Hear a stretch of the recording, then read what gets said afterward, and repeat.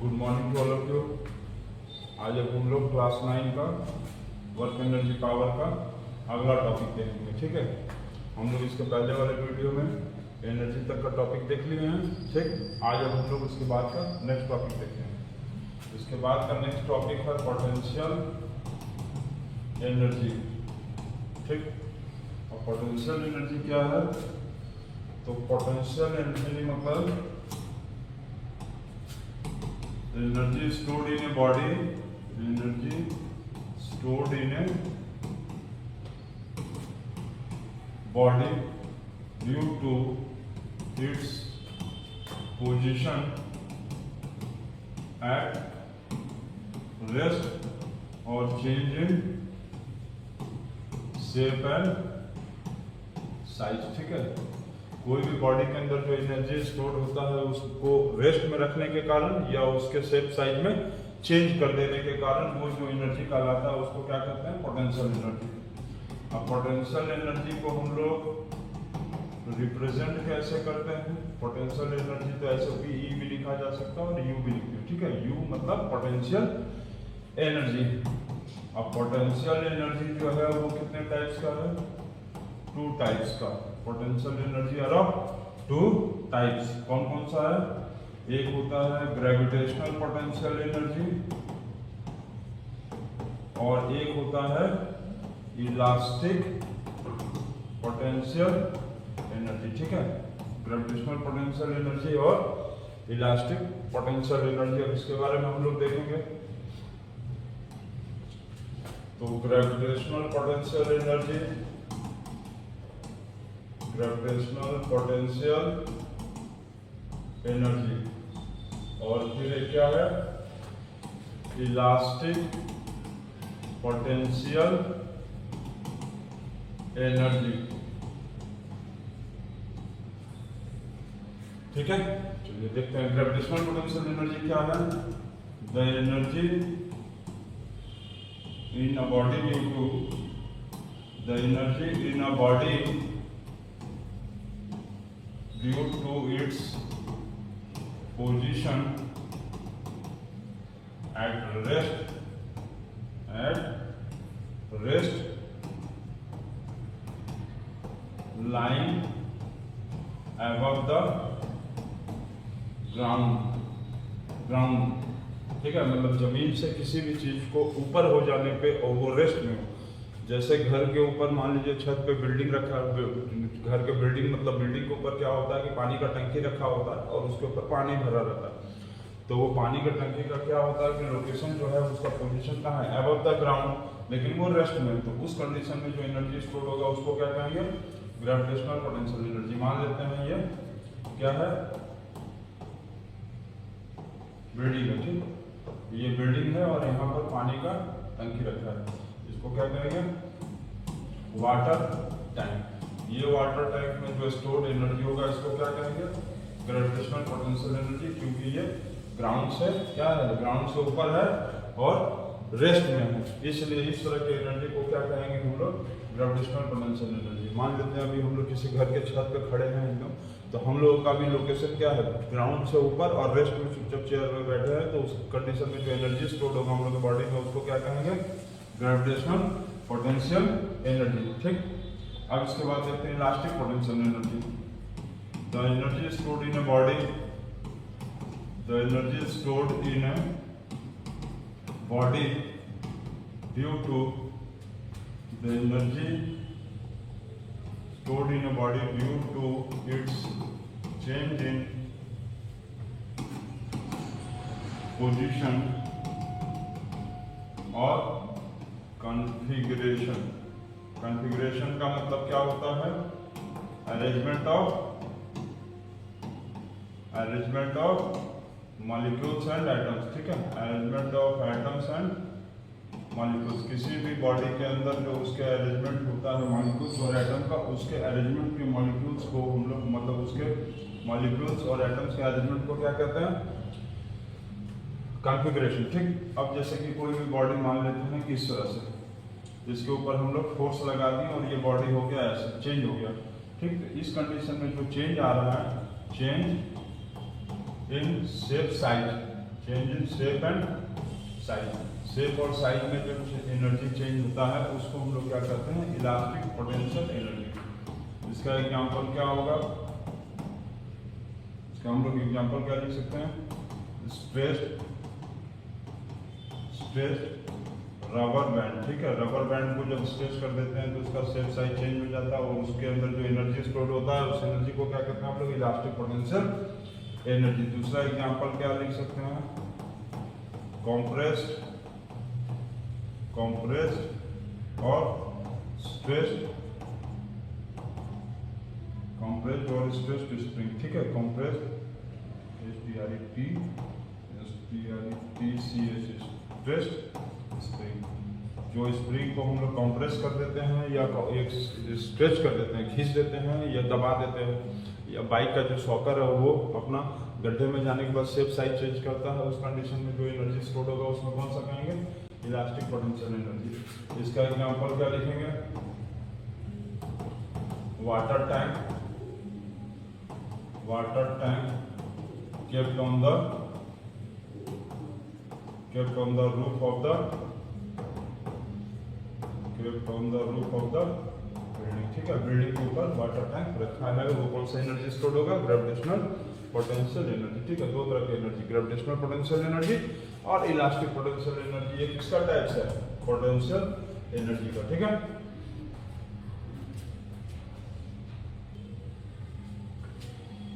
चलिए इसके बाद अब हम लोग क्या देखते हैं, पोटेंशियल एनर्जी का फॉर्मूला। ठीक, काइनेटिक एनर्जी का फॉर्मूला बता दिए थे, पोटेंशियल एनर्जी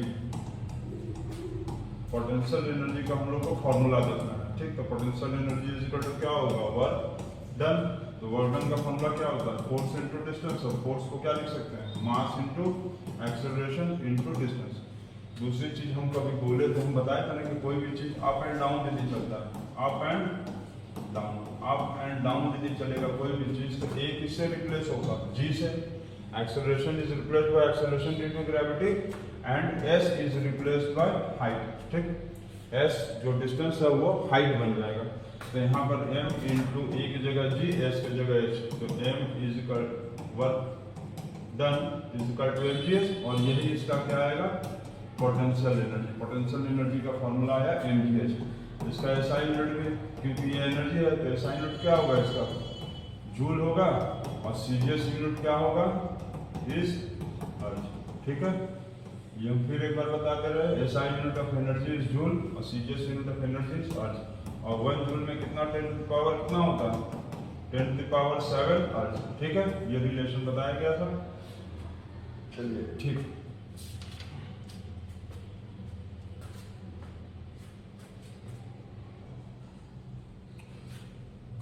इसके बाद देखो हम लोग देखेंगे न्यूमेरिकल्स। ठीक है, वर्क एनर्जी पावर का इंपॉर्टेंट न्यूमेरिकल।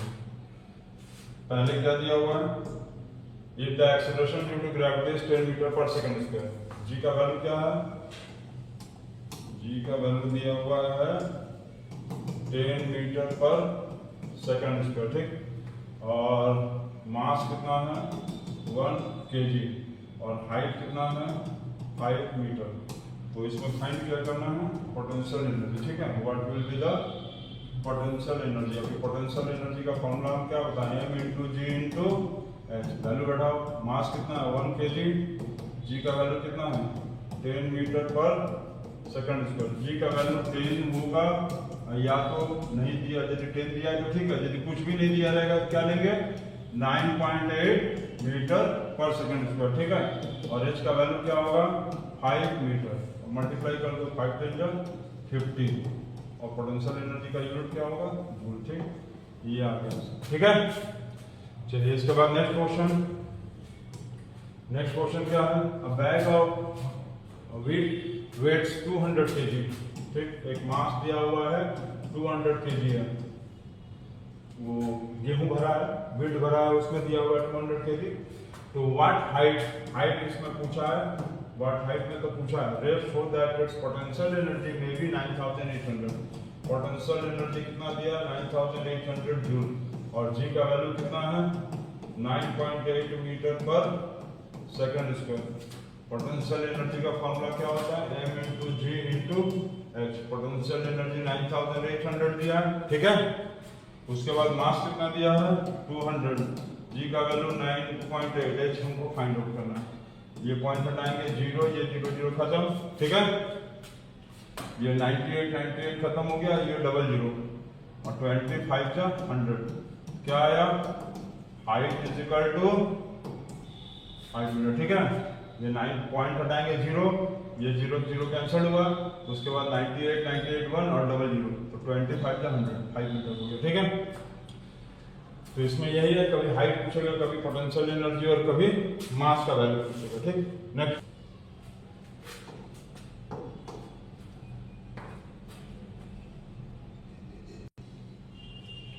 चलिए नेक्स्ट क्वेश्चन क्या है। अब बॉय वेटिंग, बॉय का वेट कितना दिया है, वेट केजी में दिया है तो मास है, ठीक। केजी में है तो मास याद रखेंगे, केजी में दिया रहेगा तो मास और न्यूटन में दिया रहेगा तो वेट। और वेट का फॉर्मूला क्या होता है m इंटू जी, ठीक है। बॉय का मास दिया हुआ है, बॉय का मास दिया हुआ है 50 केजी और ये क्लाइंब कर रहा है हाइट 100 मीटर और कैलकुलेट करना है पहले वर्क डन, वर्क डन। तो work is equal to m into ji into h लगा लो, या तो फोर्स इंटू डिस्टेंस लगाएंगे तो फोर्स को m इंटू जी लिखेंगे और डिस्टेंस को m हाइट लिखेंगे। क्यों, क्योंकि बॉडी बॉय जो है वो क्या कर रहा है, क्लाइंब कर रहा है, और क्लाइंब करते समय, ऊपर जाते समय या नीचे आते समय h किससे रिप्लेस होता है, h से, और a रिप्लेस होता है g से, ठीक। इसीलिए force is equal to mass into acceleration को क्या लिख सकते हैं m इंटू जी, और s को क्या लिख सकते हैं h, ठीक है। चलो हो गया। मास कितना दिया है 50, g का वैल्यू दिया है, अच्छा g का वैल्यू 9.8 दिया, ठीक नहीं ले सकते अपने मन से, g का वैल्यू 9.8 और हाइट दिया हुआ है 100 मीटर, बहुत लंबा चढ़ गया लड़का, तो 49 इंटू 490 और ये हो जाएगा 49,000 जूल, ठीक। अब इसका पूछा है पोटेंशियल एनर्जी कितना होगा, तो पोटेंशियल एनर्जी भी इसके पहले ही क्वेश्चन में क्या बताया, potential energy is equal to work done, और जो वर्क डन आया वो कितना आया 49,000 जूल। तो जो 49,000 जूल आया वही इसका क्या होगा, potential energy, work done is equal to potential energy, ठीक है। चलो नेक्स्ट क्वेश्चन देखते हैं।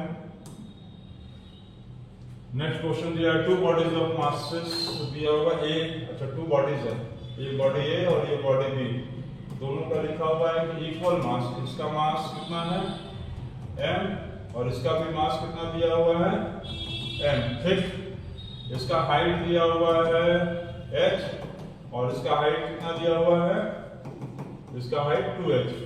What is the ratio of the kind potential energy, ठीक। Potential energy at A, potential energy of B, तो m इंटू जी इंटू h, और यहाँ होगा m इंटू जी इंटू h, ठीक है। g तो दोनों के लिए सेम होगा ना, ये g का वैल्यू सेम होगा, g का वैल्यू जो है चाहे एलिफेंट हो और चाहे एंट हो, दोनों कंडीशन में g का वैल्यू क्या होता है सेम। तो g जो है बड़ा छोटा से मतलब नहीं है, g का वैल्यू सेम। तो सॉल्व करेंगे तो क्या आएगा mgh और यहाँ आएगा 2mgh।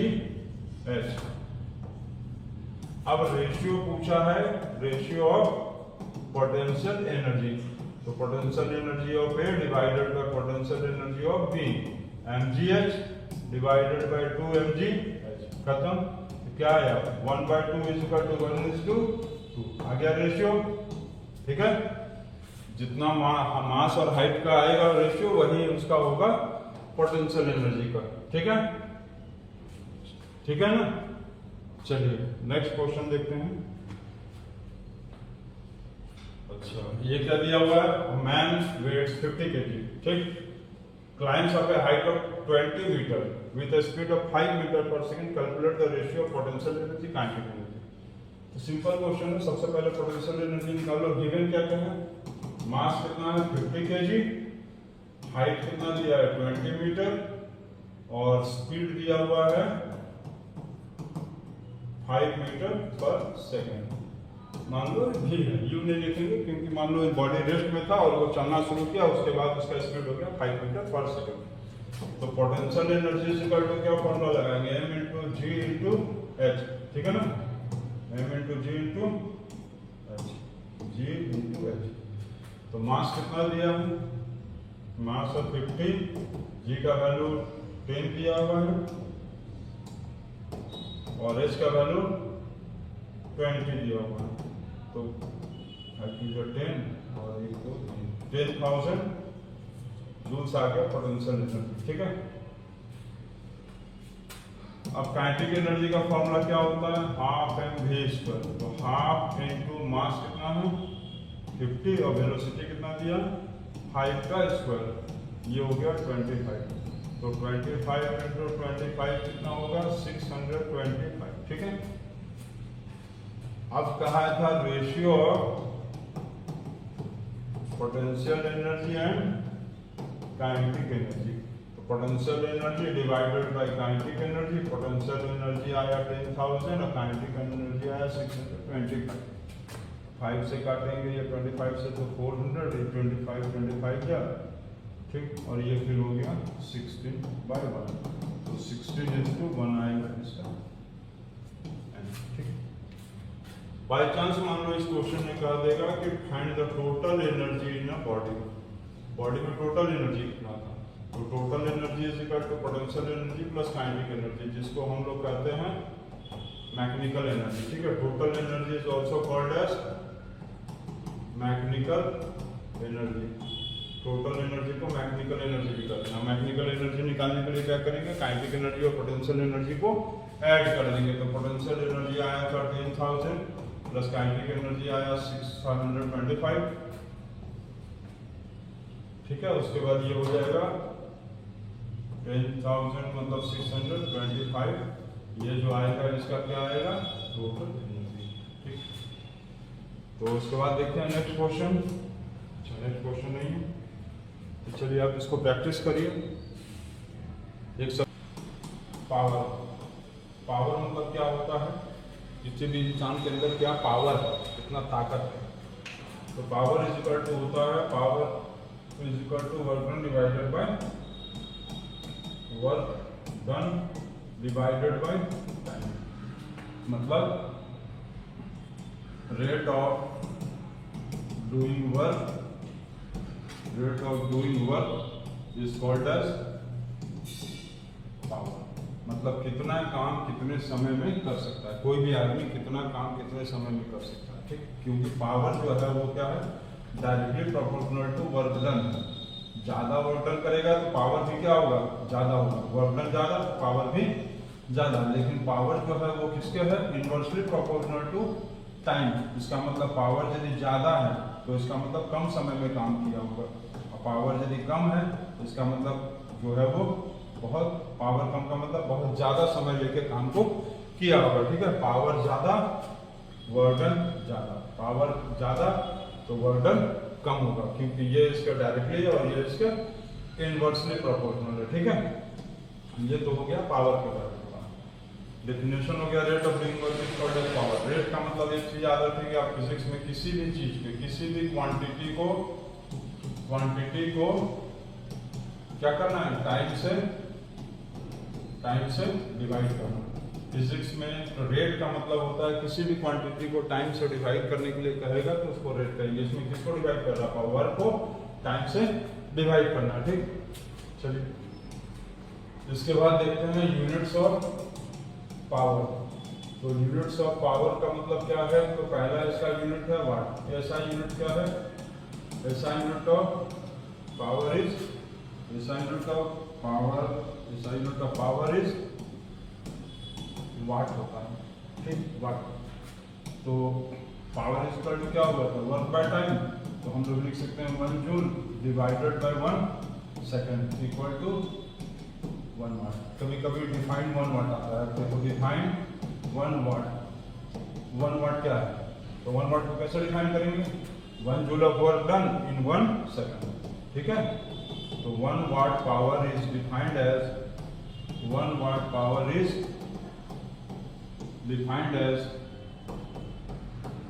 1 joule of work is done in a time of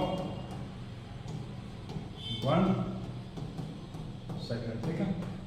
मतलब 1 जूल ऑफ वर्क कितने टाइम में होगा? 1 सेकंड में होगा, तो उसको क्या कहेंगे? 1 वाट, ठीक है ना। अब यदि मान लो कोई 5 जूल ऑफ वर्क कर रहा है 2.5 सेकंड्स में, तो डिवाइड करने पे क्या आएगा? 2 वाट। तो इसका पावर कितना होगा? 2 वाट, ठीक है ना। जैसे कि 5 जूल ऑफ वर्क डन कर रहा है तो 2.5 सेकंड में, तो डिवाइड कर दो, 2 वाट आएगा, तो पावर इक्वल टू इसका 2 वाट। तो 1 वाट का मतलब 1 जूल ऑफ वर्क करेगा कितने समय में? 1 सेकंड में, तो उसको कहेंगे हम लोग 1 वाट। इसका बड़ा यूनिट्स भी होता है, जैसे एनर्जी का था तो bigger units of power, bigger units of power कौन कौन सा है? किलोवाट। तो 1 किलोवाट में कितना होता है? 1000 वाट। 1 मेगावाट, मेगावाट में बिजली को मेजर करते हैं, ठीक है, इलेक्ट्रिसिटी। मेगावाट में कितना होता है? 10 की पावर 6, मतलब 10 की पावर 6 वाट, 10 लाख वाट। और एक होता है हॉर्स पावर, ठीक, हॉर्स पावर, जो हम लोगों के घर में हम लोगों का मोटर होता है, पानी जिससे चढ़ता है टंकी में, वो वाला, वो हॉर्स पावर में होता है। तो 1 HP, हॉर्स पावर मतलब HP, 1 horsepower is equal to 746 watt. जैसे किसी के घर में मान लो 2 हॉर्स पावर का मोटर लगा है, ठीक, 2 हॉर्स पावर का मोटर जिससे बिजली पानी चढ़ता है, तो 746 इंटू 2, ये कितना होगा? 12,940, ठीक, ये आ गया। मतलब वो कितना होगा? 1492। इसका मतलब क्या है कि वो 1492 जूल का एनर्जी यूज कर रहा होगा 1 सेकंड में, तभी ना आएगा, क्योंकि power is equal to work by time. तो पावर वर्क कितना है? 1492 जूल डिवाइडेड बाय 1 सेकंड, मतलब 1492। वो 1 सेकंड में कितना यूज कर रहा है? 1492 वाट। इसका मतलब वो 1 सेकंड में 1492 जूल का वर्क डन कर रहा है मोटर। और यदि 1 हॉर्स पावर का है तो 1 सेकंड में कितना यूज करेगा? 746 जूल का एनर्जी यूज करेगा, ठीक है ना।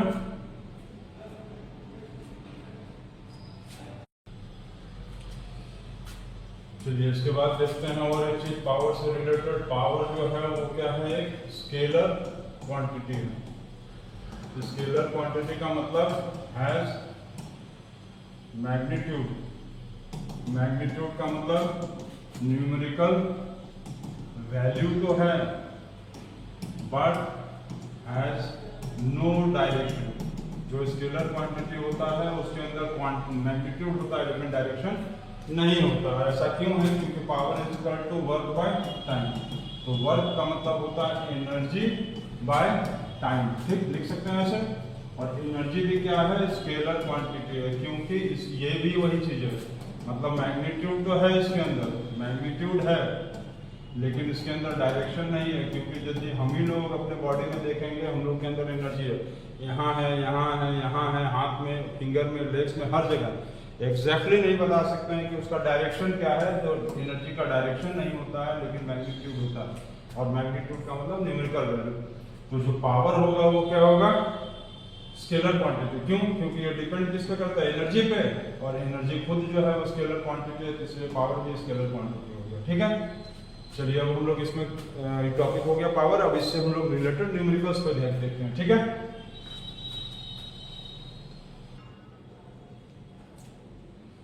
चलिए अब हम लोग न्यूमेरिकल देखते हैं, ठीक है, पावर से रिलेटेड। पावर रिलेटेड न्यूमेरिकल अब यहाँ पर पावर टॉपिक बता दिए, और पावर रिलेटेड न्यूमेरिकल्स हम लोग देखेंगे। ये बोर्ड, ये एग्जाम्स में बहुत ज़्यादा इंपॉर्टेंट होता है, एग्जाम्स में बहुत क्वेश्चन आता है इससे, ठीक है। तो आप देखिए इसको। अब बॉडी डज 20 जूल, तो work is equal to 20 joule, क्योंकि जूल वर्क का यूनिट है। वर्क लिख लो या तो एनर्जी लिख लो, ठीक है ना, वर्क लिखो या तो एनर्जी लिखो, ठीक है ना। और ये याद रखेंगे power is equal to work by time भी होता है और एनर्जी बाय टाइम भी होता है, सेम चीज, ठीक है। और टाइम कितना दिया है? 5 second. Power is equal to work by time, तो वर्क कितना होगा? 20 जूल डिवाइडेड बाय 5 सेकंड। अब इसको हम लोग कैंसिल करेंगे, क्या आएगा? 5 4 जा 20, तो 4 क्या आएगा? 1, ठीक है। चलिए नेक्स्ट, हो गया ना, एकदम सीधा, एकदम सिंपल क्वेश्चन है। जूल में दिया है तो एनर्जी, टाइम सेकंड में दिया है तो टाइम, ठीक है। न्यूटन में दिया रहेगा तो आप इसको समझ लीजिएगा फोर्स है या तो वेट है। वेट का फॉर्मूला m इंटू जी और फोर्स का फॉर्मूला मास इंटू एक्सेलरेशन। जहां भी n लिखा रहेगा तो ये समझ लीजिएगा। केजी दिया रहेगा तो इसका मतलब क्या होगा, मास होगा, ठीक। जूल दिया रहेगा तो इसका मतलब क्या है, वर्क या एनर्जी। सेकंड दिया रहे, मिनट दिया रहे, आवर दिया रहे, ये सब क्या है, इसका मतलब टाइम, ठीक है। ये सब पता ही है। चलिए नेक्स्ट क्वेश्चन देखते हैं। What is the power of a pump which takes 10 seconds. Time कितना दिया है, 10 सेकंड। लिफ्ट दिया हुआ है, मास कितना कर रहा है, कितना पानी उठा रहा है, 100 kg. To tank of height कितना दिया है, 20 मीटर और जी का वैल्यू दिया हुआ है 10 मीटर पर सेकंड स्क्वायर। कहाँ है, व्हाट इज द पावर, तो power is equal to work by time या एनर्जी बाय टाइम। वर्क का फॉर्मूला एक होता है m इंटू जी इंटू एच भी होता है, डिवाइडेड बाय टाइम, क्योंकि work is equal to force into distance. और फोर्स को हम लोग क्या लिख सकते हैं, m इंटू एच, ठीक है ना। कोई भी चीज बोले थे कि अप एंड डाउन चलेगा तो क्या होगा, a is replaced bye g और s is replaced bye h। तो चलिए वैल्यू बैठाइए, 100 इंटू जी का वैल्यू 10, h का वैल्यू, इसका वैल्यू 20 और टाइम का वैल्यू 10 सेकंड। ये 10 कैंसर, 100 इंटू 20 2000, ठीक है। ये हो गया सिंपल क्वेश्चन। डायरेक्टली से वैल्यू बैठाना है बस। इसी तरह से सिंपल क्वेश्चन आप प्रैक्टिस करते जाओगे ना तो 10, 11, 12 में भी आपको न्यूमेरिकल बनाने का एकदम इजी हो जाएगा। और कंपटीशन लेवल से भी न्यूमेरिकल बहुत ज़्यादा आता है, ठीक है। तो आप इसको प्रैक्टिस करो। नेक्स्ट क्वेश्चन दिया है the power output of an engine, ठीक है। The power output of an engine is, power दिया हुआ 3 किलोवाट। तो ऐसे ही समझ में आ गया कि ये 3000 वाट हो गया, ठीक है ना, क्योंकि 1 किलोवाट आवर, 1 किलोवाट में कितना होता है, 1000 watt. How much work does the engine do in 20 seconds. Time कितना दिया है, 20 सेकंड्स और वर्क पूछा है। वर्क मतलब एनर्जी या वर्क, ठीक। तो power is equal to work by time. Power दिया हुआ है 3000 वाट, वर्क नहीं दिया और टाइम दिया है 20 सेकंड। इंटू कर दो, 3000 into 20 is equal to work done. ये हो गया 60,000 जूल्स आएगा वर्क डन, ठीक है ना। 60,000, ये 60,000 जो है work done by the engine. कितना वर्क डन करेगा, 60,000, ठीक। चलिए नेक्स्ट क्वेश्चन देखते हैं। एन इलेक्ट्रिक हीटर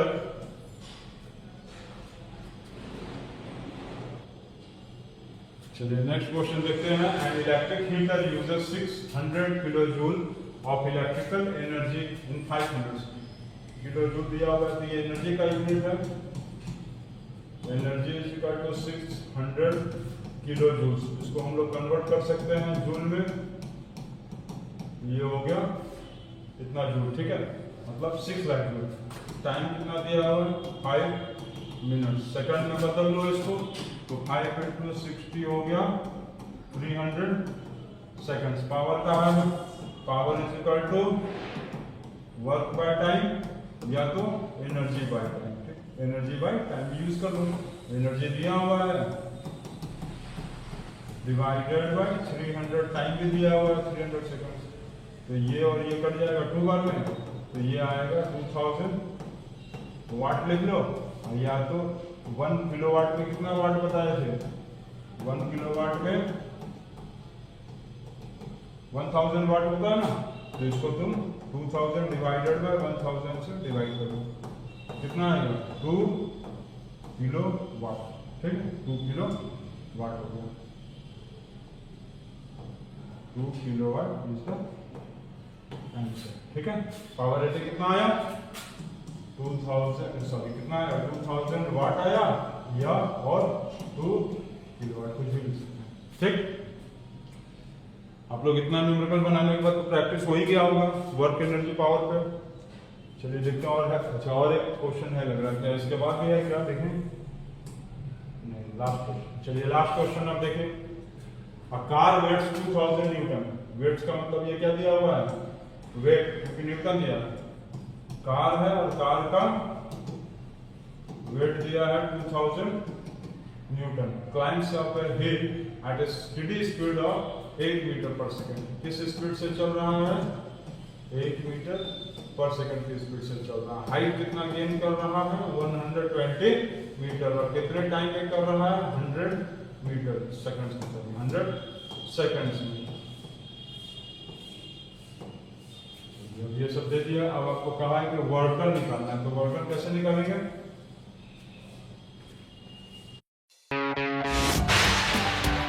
₹10 का ऋण बार हो गया है और भी बड़ा। ठीक है ना। इस क्वेश्चन में हम लोग को वर्क डन निकालना है, और वर्क डन का फॉर्मूला होता है फोर्स इनटू डिस्टेंस, जिसको हम लिख सकते हैं m इंटू जी इंटू एच। तो पहले फर्स्ट पार्ट में तो work done equal to mass, m into G का वैल्यू कितना दिया, m इंटू जी को हम लोग क्या लिख सकते हैं, weight, m into g is equal to weight होता है। ठीक है, तो वैल्यू बैठाओ।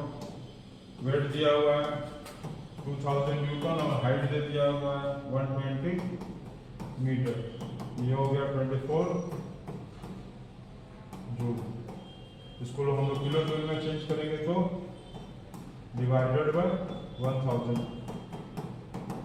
240 kilo joule. ठीक है, 2000 इंटू 120, 12 टू 24, 4 जीरो हो गया, 3 जीरो 240 किलो जूल। ठीक, अब पूछा है पावर, तो पावर इज इक्वल टू क्या होगा, सेकंड पार्ट में क्या क्या है, power is equal to work by time.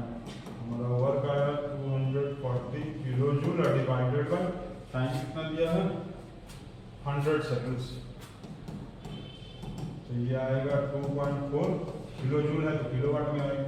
ठीक है ना, किलो जूल है तो किलोवाट में, और जूल रहता है तो वाट में। अब ये सब कुछ आ गया। देखो इस स्पीड का हमको कोई काम नहीं था, ये सिर्फ हम लोगों को स्पीड क्यों दिया था, डाइवर्ट करने के लिए, क्वेश्चंस में डाइवर्जन के लिए, ताकि हम लोग इधर उधर बढ़ के अपना आंसर गलत पाए। ठीक है ना, आप इस चीज को समझ लेते हैं कि क्वेश्चंस में कुछ चीजें ऐसा दिया रहता है जिसका कहीं यूज ही नहीं आएगा, तो उसमें कंफ्यूज मत होना, आप अपना टोटली फॉर्मूला पे बेस्ड रहना। ठीक है,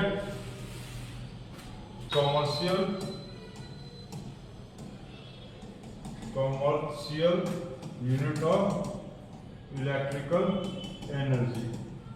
इसका मतलब क्या है कि जो हम लोग के घर में बिजली का बिल आता है, जो बिजली हम लोग यूज करते हैं, उसका कैसे कैलकुलेशन करना है। तो commercial unit of electrical energy क्या होता है, किलोवाट आवर।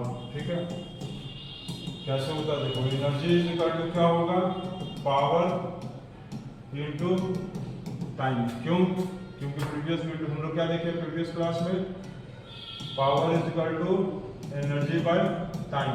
तो पावर इनटू टाइम करेंगे तो क्या आएगा, एनर्जी आएगा, और वो चाहे कोई भी एनर्जी है, तो इलेक्ट्रिकल एनर्जी। ठीक है, इसमें हम लोग कैलकुलेशन क्या चीज का करना है, इलेक्ट्रिकल एनर्जी का।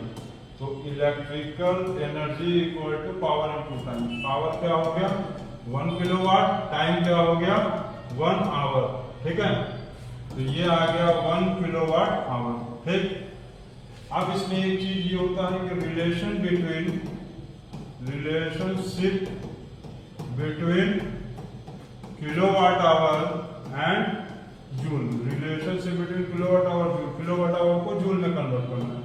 तो 1 किलोवाट आवर इक्वल टू क्या होता है, 1 किलोवाट इंटू 1 आवर। तो हम लोग क्या लिख सकते हैं, 1 किलोवाट को क्या लिखा जा सकता है 1000 वाट, और 1 आवर को लिखा जा सकता है 60 into 60 second. Is equal to कितना आएगा, तो बताओ, 3 3 6 6 36, 3 और 2 5 जीरो।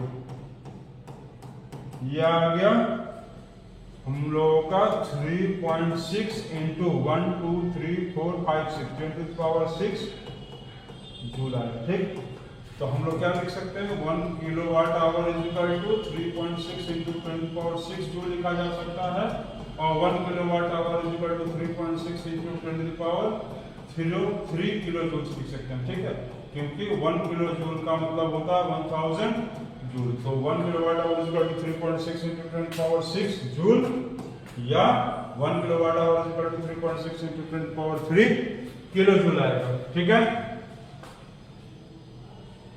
चलिए इसके बाद देखेंगे कि घर में जो हम लोग हाउस होल्ड में जो इलेक्ट्रिकल एनर्जी यूज करते हैं, इलेक्ट्रिकल एनर्जी जो यूज करते हैं वो हम लोग किस यूनिट में करते हैं, 1 यूनिट, और 1 यूनिट को हम लोग बोलते हैं 1 किलोवाट आवर। जैसे घर में कहीं पर बिजली का बिल आता है ना, तो सब लोग घर में तो बिजली का बिल आता ही होगा, क्योंकि मीटर लगाया तो बिजली का बिल तो आएगा ही, बिजली यूज करेंगे, इलेक्ट्रिसिटी यूज करेंगे तो बिल आएगा। तो 1 यूनिट बोलते हैं ना कि 50 यूनिट यूज हुआ, तो 50 यूनिट्स मतलब क्या होगा, 50 किलोवाट आवर। अब इसको कन्वर्ट करो तो जूल में बताओ, तो कन्वर्ट इनटू जूल्स, कन्वर्ट करेंगे कितना आएगा, तो 50 किलोवाट आवर, तो 50 इंटू कितना करेंगे, 3.6 इंटू 10 पावर 6 जूल। ये पॉइंट हटाएंगे 0, ये कैंसिल, तो ये हो गया 180 इंटू 10 पावर 6 जूल्स लिख सकते हैं। ठीक है, मतलब किलोवाट आवर में 50 किलोवाट आवर, और जूल में कन्वर्ट किए तो कितना आया, 180 इंटू 10 पावर 6 जूल।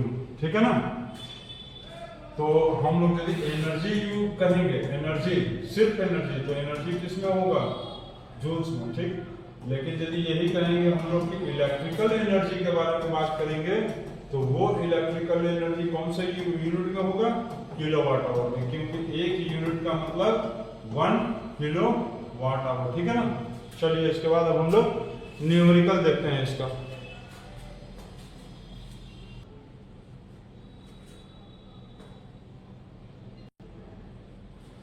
चलिए उसके बाद अब हम लोग ये आया 180 to 10 power 6 जूल्स। इसके बाद अब हम लोग देखते हैं न्यूमेरिकल्स। ठीक है, commercial unit of electrical energy. ठीक है ना, commercial unit of electrical energy का हम लोग न्यूमेरिकल्स देखते हैं।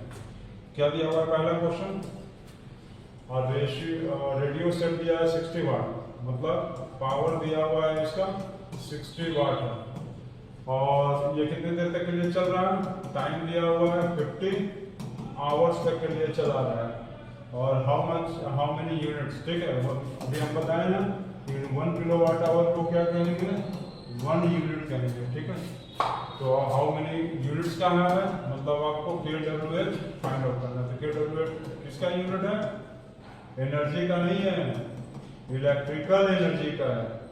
तो एनर्जी इज इक्वल टू, या electrical energy is equal to क्या लिखेंगे, फॉर्मूला वही लगाएंगे, बस एनर्जी का फॉर्मूला और इलेक्ट्रिकल एनर्जी का फॉर्मूला सेम है, बस इलेक्ट्रिकल एनर्जी को किसमें मेजर करते हैं, kWh में। तो electrical energy is equal to power divided by time. Power कितना आया,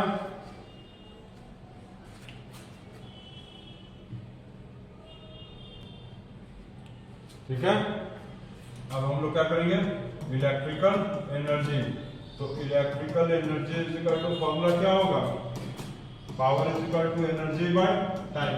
तो power into T is equal to क्या आएगा, एनर्जी। तो electrical energy is equal to power into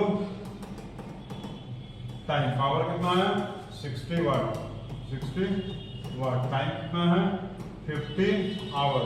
अब एक चीज ध्यान देना, जब कभी हम लोग इलेक्ट्रिकल एनर्जी कंज्यूम करेंगे, इलेक्ट्रिकल एनर्जी निकालेंगे, तो इलेक्ट्रिकल एनर्जी निकालते समय इलेक्ट्रिकल एनर्जी निकालते समय क्या करेंगे हम लोग, एनर्जी इज इक्वल टू क्या फॉर्मूला होगा, पावर इनटू टाइम। ये पावर किलोवाट में होना चाहिए और ये टाइम होना चाहिए आवर में। ये बहुत इंपॉर्टेंट चीज है, ध्यान देना। इलेक्ट्रिकल एनर्जी से एनर्जी निकालते समय नहीं, एनर्जी निकालते समय ऐसा नहीं होता, एनर्जी निकालते समय पावर होना चाहिए वाट में और टाइम होना चाहिए सेकंड में। सिर्फ यदि एनर्जी पूछेगा, इस कंडीशन में हम लोगों का जो पावर होगा वो किसमें होगा, पावर होगा हम लोगों का वाट में, ठीक है, और टाइम होगा किसमें, टाइम होगा हम लोग का सेकंड में, ठीक है ना, टाइम होगा सेकंड में टाइम, और पावर होना चाहिए वाट में। लेकिन इलेक्ट्रिकल एनर्जी निकालते समय पावर किलोवाट में होना चाहिए और टाइम होना चाहिए आवर में, तो उसके हिसाब से हम लोग को इसमें चेंज करना होगा। किलो वाट दिया है तो 60 डिवाइडेड बाय 1000 करेंगे तो किलोवाट में आएगा इनटू 50 आवर। ये आवर में दिया ही है, तो ये 0 0 कैंसिल हो गया और ये इससे कैंसिल हो गया, ये हो गया 2 और ये हो गया 3, तो क्या आया 3 किलोवाट आवर और 3 यूनिट, ठीक है ना।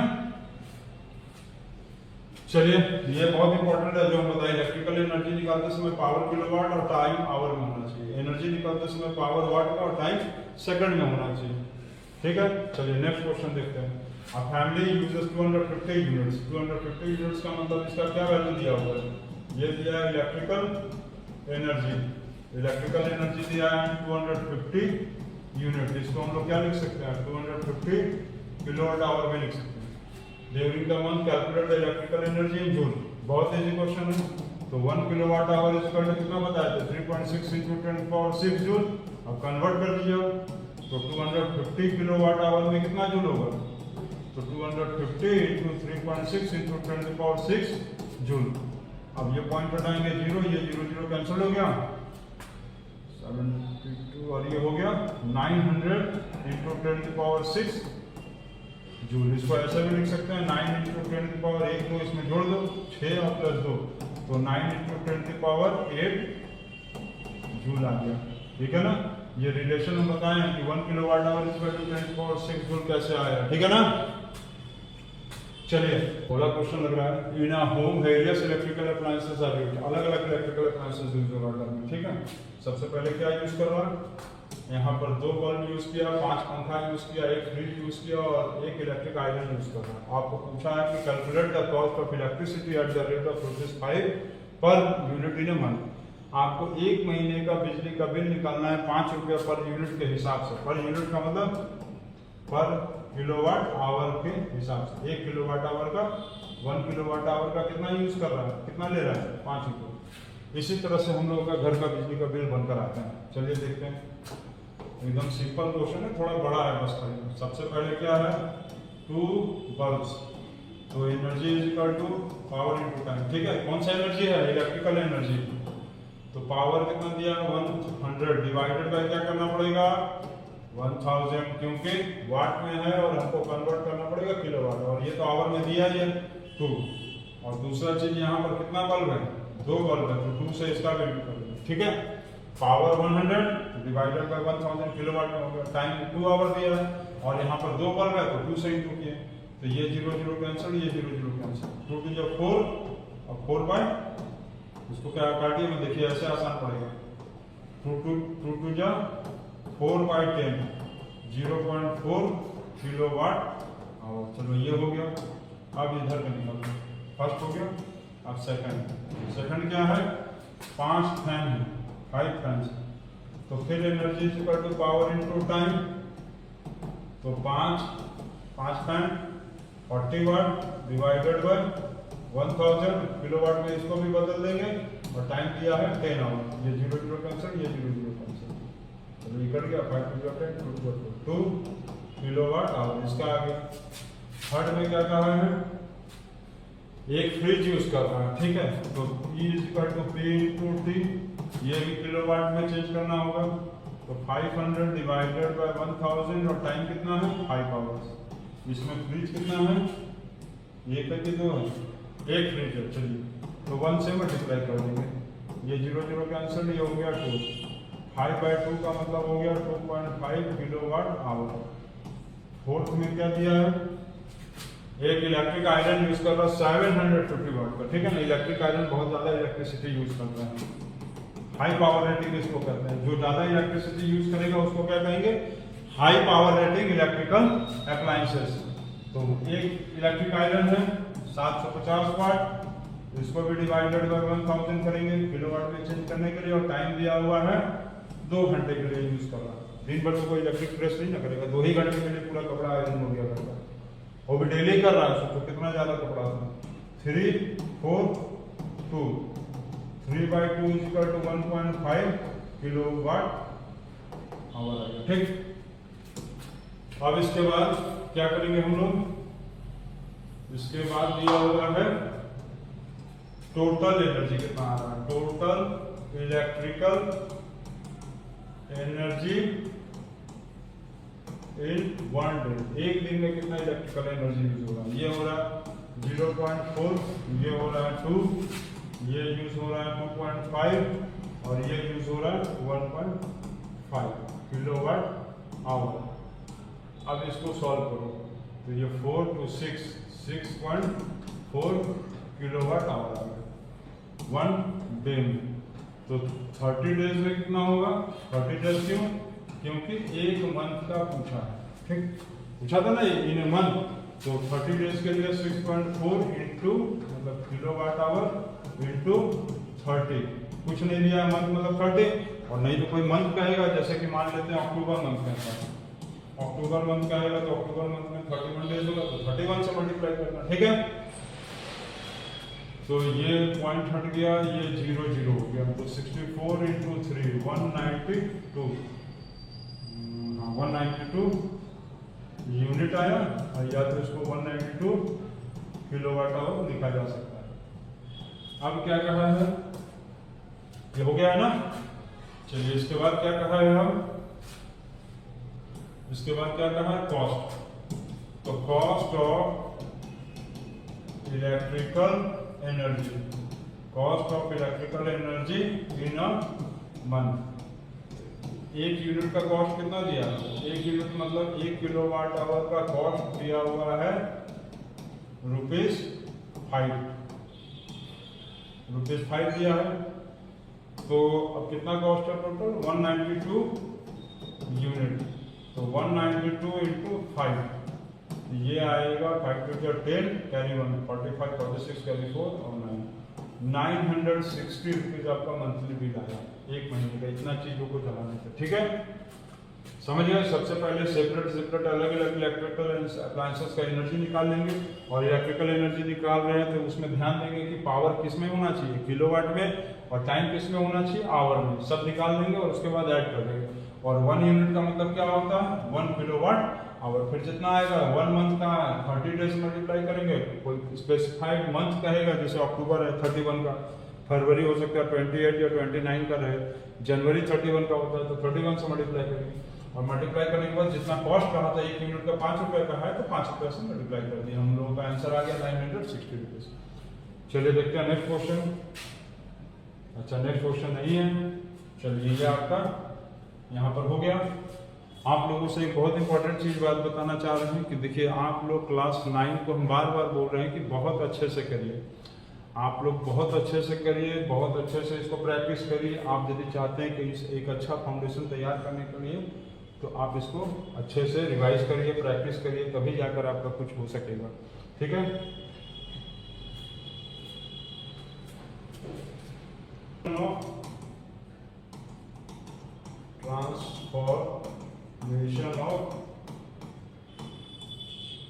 ट्रांसफॉर्मेशन ऑफ एनर्जी, ठीक है। ये छोटा सा टॉपिक, ट्रांसफॉर्मेशन ऑफ एनर्जी। इसका मतलब क्या है कि एनर्जी जो है वो क्या होता है, energy is transferred, energy is transferred or transform from one form to another form, ठीक है। जैसे कि एग्जांपल के तौर पे एक लड़का यहाँ पर बैठा हुआ, स्टैंड ठीक खड़ा है, चुपचाप खड़ा है, स्टैंड इन रेस्ट, एकदम चुपचाप खड़ा है, तो इसके अंदर कौन सा एनर्जी आएगा? Potential energy. अब ये लड़का क्या करने लगा? दौड़ना शुरू कर दिया, रनिंग। अब रनिंग करने के चलते इस लड़के के अंदर जो एनर्जी आएगा वो क्या हो गया? रनिंग करने का टाइम में इसके अंदर क्या आ गया? मोशन आ गया। तो मोशन आने के चलते इसके अंदर अब कौन सा एनर्जी आता है? अब मोशन के चलते जो एनर्जी आता है वो क्या होता है? Kinetic energy. अब क्योंकि काइनेटिक एनर्जी भी आ गया और धीरे धीरे ये क्या होगा? हीट हो जाएगा, ये लड़का गर्म हो जाएगा ना, दौड़ेंगे तो हम लोग गर्म होंगे, वार्म अप होंगे, हम लोग क्या हो गए? वार्म अप हो गए। तो इसका मतलब है हमारे अंदर कहीं ना कहीं हीट एनर्जी भी डेवलप हो गया। तो इसी तरह से एक एनर्जी को दूसरे एनर्जी में जब कन्वर्ट किया जाता है तो उसको कहते हैं ट्रांसफॉर्मेशन ऑफ एनर्जी, ट्रांसफर हो जाता है, ठीक है। जैसे कि आप लोग समझ लीजिए बैटरी, हम लोग के घर में बैटरी होता है, जिससे इन्वर्टर हम लोग इन्वर्टर से कनेक्ट होता है बैटरी, ताकि लाइट चला जाए तो हम लोग पंखे का हवा का आनंद ले सके, नहीं तो लगेगा गर्मी में। तो बैटरी में जो यदि एनर्जी ट्रांसफॉर्मेशन देखेंगे तो बैटरी में क्या भरा होता है, केमिकल मतलब इसके अंदर एसिड भरा है। और जैसे ही ये फिर इलेक्ट्रिसिटी से हम लोग इसको मतलब चार्ज करते हैं, बैटरी को चार्ज करते हैं, तो वो केमिकल क्या होता है, चार्ज कर लो तो केमिकल रहता है, चार्ज हो गया केमिकल। अब उसके बाद जब उसको यूज करने लगेंगे तो वो केमिकल एनर्जी किस में कन्वर्ट करता है, पहले बैटरी में कौन सा एनर्जी होता है, केमिकल एनर्जी। और जैसे ही इसको हम लोग यूज करना शुरू करते हैं तो ये केमिकल एनर्जी कन्वर्ट हो जाता है इलेक्ट्रिकल एनर्जी में। और इस इलेक्ट्रिकल एनर्जी से मान लेते हैं हम लोग अपना घर का लाइट चालू करते हैं, तो किसमें कन्वर्ट हो गया, लाइट एनर्जी, हीट एनर्जी। इस तरह से ढेर सारा एनर्जी ट्रांसफॉर्मेशन होता है। ठीक है। अब आप लोग देखिए बहुत सारा इलेक्ट्रिकल अप्लायंसेस है जिसमें किस किस तरह का इलेक्ट्रिकल एनर्जी ट्रांसफॉर्मेशन होता है, वो अब हम बताते हैं।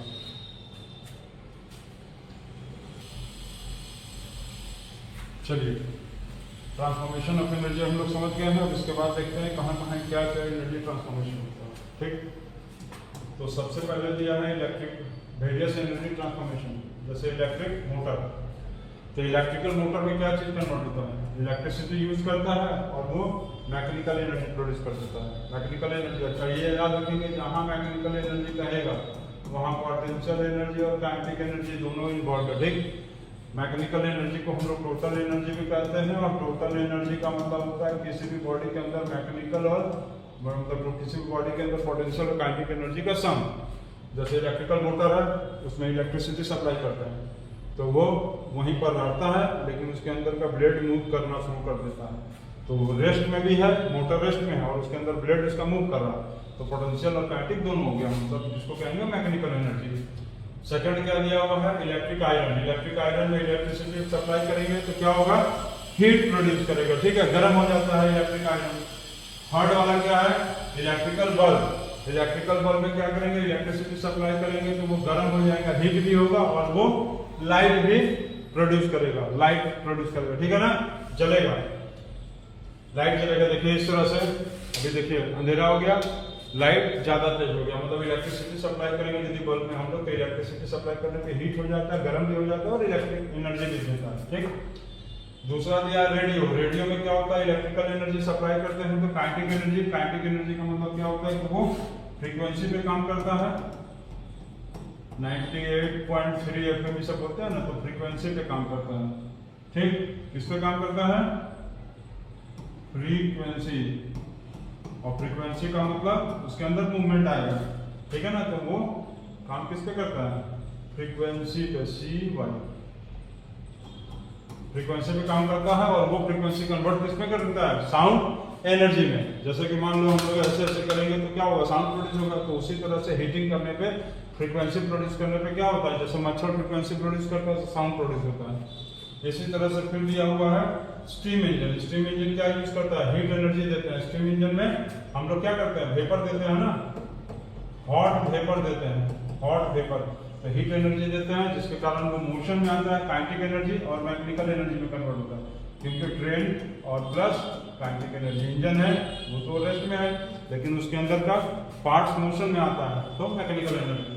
कार इंजन, उसमें केमिकल देते हैं, केमिकल के तौर पर उसमें पेट्रोल दे दो, CNG दे दो, चाहे उसमें डीजल दे दो, कोई भी चीज। चलिए आप बताइए, तो पेट्रोल इंजन का इन्वेंशन कौन किया था, पेट्रोल इंजन का इन्वेंशन किया था निकोलस ओटो। ठीक है, निकोलस ओटो। और डीजल इंजन का इन्वेंशन कौन किया था, रुडल्फ डीजल। ठीक। पेट्रोल इंजन का इन्वेंशन किया था निकोलस ओटो और डीजल इंजन का रुडल्फ डीजल। तो हम लोग क्या कर रहे थे, कार इंजन कन्वर्ट होता है केमिकल एनर्जी में, मतलब कार इंजन में केमिकल यूज करता है तो केमिकल एनर्जी कन्वर्ट होता है, गर्म होता है, हीट एनर्जी। और हीट एनर्जी के बाद उसमें काइनेटिक एनर्जी आता है जिसको मैकेनिकल एनर्जी भी कहेंगे, क्योंकि कार के अंदर, कार को रेस्ट, पोटेंशियल एनर्जी मोशन में, पार्ट्स, तो कार रेस्ट में है, उसका इंजन का पार्ट्स मोशन में आ गया, काइनेटिक एनर्जी, दोनों मिलाकर मैकेनिकल एनर्जी हो गया।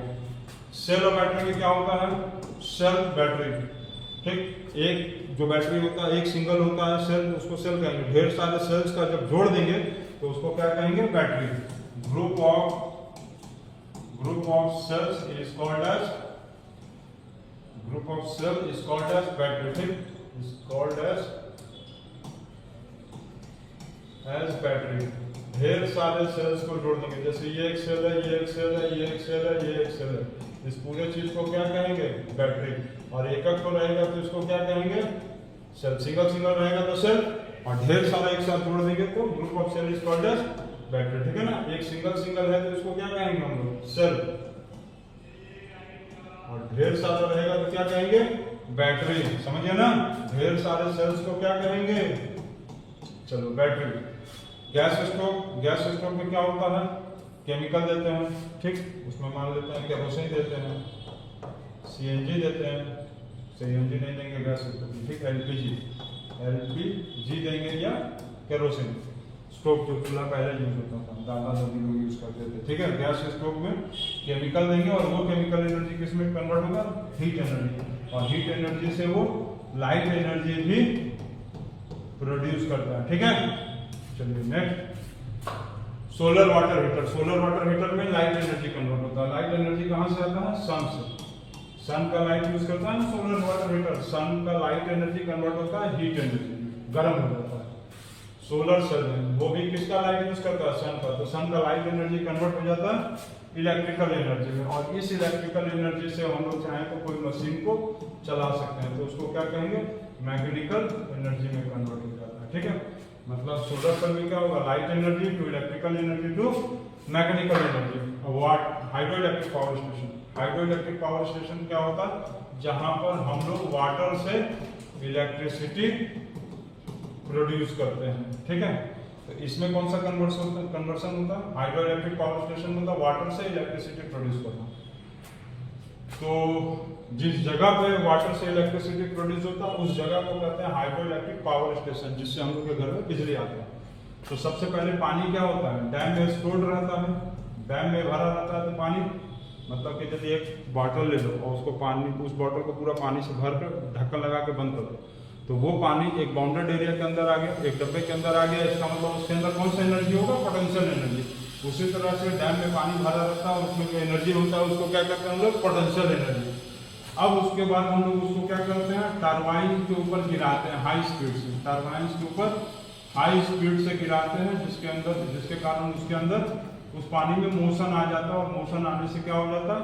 काइनेटिक एनर्जी में कन्वर्ट हो जाता है, और काइनेटिक एनर्जी से फिर उसको कन्वर्ट कर देते हैं इलेक्ट्रिक एनर्जी में, और उसके बाद वो हम लोगों के घर तक पहुंचता है, ठीक है ना। चलिए, थर्मल पावर स्टेशन क्या है? जहां पर फ्यूल से, किसी भी फ्यूल, कोयला, ठीक है, कोयला से मान लो, ठीक, कोयला है, कोल को जलाकर हम लोग क्या करते हैं? वेपर प्रोड्यूस करते हैं, वाटर वेपर। और इस वाटर वेपर से फिर क्या करते हैं हम लोग? हीट प्रोड्यूस करके, और इस हीट से हम लोग फिर क्या करते हैं? इलेक्ट्रिसिटी जनरेट करते हैं। और इस जगह को कहते हैं, इस तरह के प्रोसेस को, जहां पर फ्यूल मान लो कोयला से वाटर वेपर, मतलब पानी को गर्म करेंगे, भाप प्रोड्यूस करेंगे, भाप से हीट प्रोड्यूस करेंगे, और हीट से इलेक्ट्रिसिटी प्रोड्यूस करेंगे। इस तरह की जगह को कहेंगे थर्मल पावर स्टेशन। अब यहाँ पर कौन कौन सा एनर्जी कन्वर्जन होता है? केमिकल, कोयला क्या है? केमिकल एनर्जी, फिर हीट एनर्जी, फिर क्या होगा? टरबाइंस को मूव कराएंगे, और टरबाइंस को मूव करने के कारण उसके अंदर आ जाएगा मोशन मतलब काइनेटिक एनर्जी, और ये फिर काइनेटिक एनर्जी जो होगा इलेक्ट्रिकल एनर्जी में कन्वर्जन हो जाता है। तो इंडिया में बहुत सारा थर्मल पावर स्टेशन है इंडिया में। तो इंडिया में जो थर्मल पावर स्टेशन है, सब कौन कौन सा थर्मल पावर स्टेशन है? नाम बताओ। काइगा, ठीक है, काइगा है, श्रीहरिकोटा इन राजस्थान, ठीक है, तारापुर महाराष्ट्र। इस तरह से बहुत सारा थर्मल पावर स्टेशन है इंडिया में। न्यूक्लियर पावर स्टेशन भी होता है, जहां पर न्यूक्लियर एनर्जी से पावर एनर्जी प्रोड्यूस किया जाता है, इलेक्ट्रिकल एनर्जी। तो ये सब हम लोगों का एनर्जी कन्वर्जन था, ठीक है। यहाँ पर इतना था 8 एनर्जी कन्वर्जन, इसमें क्या कन्वर्ट होता है, और उसके बाद यहाँ पर और 4 है। तो टोटल 12 एनर्जी कन्वर्जन हम लोग पढ़े हैं, ठीक है।